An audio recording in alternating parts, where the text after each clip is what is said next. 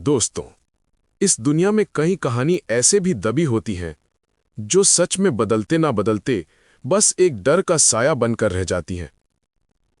आज की कहानी पाकिस्तान के कराची शहर के एक पुराने कब्रिस्तान से जुड़ी है। एक ऐसी कहानी जो जितनी खामोश है उतनी ही डरावनी। और सबसे भयावह बात, ये कहानी सच है। यकीन मानिए, ये केस आपको अंत तक बांधे रखेगा। अगर आपने ये वीडियो क्लिक किया है तो इसे आखिर तक जरूर देखिएगा। और हाँ, कहानी शुरू करने से पहले वीडियो को लाइक कर दीजिए और चैनल को सब्सक्राइब कर लीजिए ताकि ऐसी हर सच्ची और रहस्यमय केस सबसे पहले आप तक पहुंचे। कराची के बाहरी इलाके में एक पुराना कब्रिस्तान है, रियाजाबाद कब्रिस्तान। दिन में शांत और रात में इतना सन्नाटा कि पत्तों की सरसराहट भी दिल की धड़कन जैसी लगती है। इस कब्रिस्तान में करीब 15 साल तक एक आदमी काम करता था, मोहम्मद रियाज।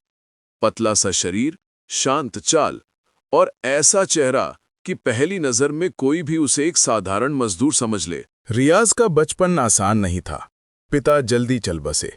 घर में गरीबी थी और स्कूल जाने का मौका भी ज्यादा नहीं मिला। कम उम्र में उसे मजदूरी करनी पड़ी। एक जानकार उसे कब्रिस्तान ले आया और उसे छोटी नौकरी मिल गई। कब्रों को पानी देना, सफाई करना, रजिस्टर संभालना, यही उसका जीवन बन गया।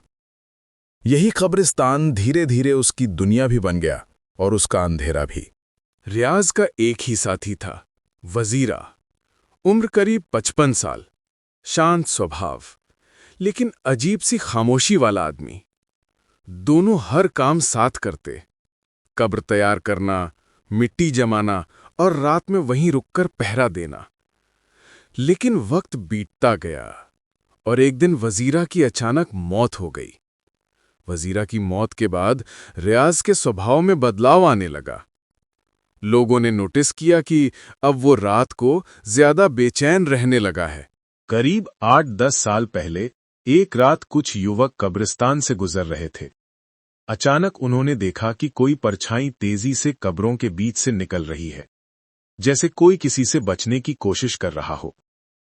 पहले तो उन्होंने इसे वहम समझा, लेकिन अगले कुछ दिनों में कई लोगों ने वही चीज महसूस की। कुछ कब्रों की मिट्टी बिखरी मिलती, कुछ जगह नई खोदी हुई लगती, जैसे किसी ने छेड़छाड़ की हो। शक गहराता गया, लेकिन सबूत कोई नहीं था। एक रात लोगों को रियाज का व्यवहार कुछ ज्यादा ही संदिग्ध लगा। वे चुपचाप उसका पीछा करने लगे। कब्रों के बीच टॉर्च की रोशनी फैली और रियाज अचानक घबरा गया। वो भागने लगा, लेकिन लोगों ने उसे पकड़ लिया और पुलिस के हवाले कर दिया। उस रात हुए खुलासे ने पूरा कराची हिला दिया। रियाज से पूछताछ शुरू हुई। पहले तो वो चुप रहा, लेकिन कुछ घंटों बाद धीरे धीरे टूट गया। उसने स्वीकार किया कि वो कई सालों से कब्रिस्तान में अनुचित और आपराधिक गतिविधियां करता रहा है। पूछा गया, तुझे कैसे पता चलता था कि कौन सी कब्र महिला की है और कौन सी पुरुष की? रियाज ने शांत आवाज में कहा, रजिस्टर मेरे पास होता था। कौन कब दफनाया गया, किसका नाम, क्या उम्र, सब लिखता था मैं। यानी सब कुछ वही संभालता था, और इसी जानकारी का उसने गलत इस्तेमाल किया। विशेषज्ञों ने कहा कि यह मामला सिर्फ अपराध नहीं, गहरी मानसिक बीमारी, अकेलापन और आंतरिक विकृति का नतीजा है। रियाज खुद कहता था, वह रात में खुद को रोक नहीं पाता था। उसके दिमाग में एक अजीब सा जुनून बैठ चुका था। जैसे ही खबर फैली, कराची में हंगामा मच गया। टीवी चैनल पर उसका इंटरव्यू आया, जहां उसने डरावनी शांति के साथ अपना गुनाह कबूल किया। लोग सदमे में थे और जगह जगह सुरक्षा बढ़ा दी गई। पूछताछ में उसने बताया, वजीरा भी उसके साथ इस काम में शामिल था, लेकिन वजीरा की मौत के बाद उसने अकेले सब जारी रखा। रियाज ने कहा, अगर उस रात लोग नहीं आते, मैं शायद आज भी वही कर रहा होता। पूरे पाकिस्तान में सवाल उठे, ऐसा व्यक्ति 15 साल तक अननोटिस्ड कैसे रहा? कब्रिस्तान का रजिस्टर किसके पास था? सुरक्षा इंतजाम इतने कमजोर क्यों थे? कई परिवारों ने कहा, वे अब अपने प्रियजनों की कब्र पर रात में कभी अकेले नहीं जाते। कब्रें सिर्फ मिट्टी नहीं होती, वो यादों और सम्मान की जगह होती हैं। लेकिन जब किसी इंसान के भीतर का अंधेरा किसी हद को पार कर जाए तो वो इंसान से राक्षस बन जाता है।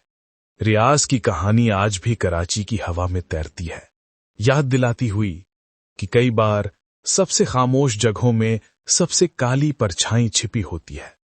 तो दोस्तों, अब बारी आपकी है। आपको क्या लगता है, रियाज जैसे लोग जन्म से ऐसे होते हैं या हालात उन्हें अंधेरे की तरफ धकेल देते हैं? नीचे कमेंट में बताइए आप क्या सोचते हैं। इंसान बुरा पैदा होता है या हालात उसे बना देते हैं? अपनी राय हमें कमेंट में जरूर बताइए। और हाँ, अगर ये वीडियो आपको सोचने पर मजबूर कर गया हो तो इसे लाइक और शेयर करना ना भूलें। साथ ही चैनल को सब्सक्राइब कर लीजिए ताकि ऐसी सच्ची और रहस्यमयी कहानियां सबसे पहले आप तक पहुंचे। याद रखिए दोस्तों, सतर्क रहिए, सुरक्षित रहिए। धन्यवाद।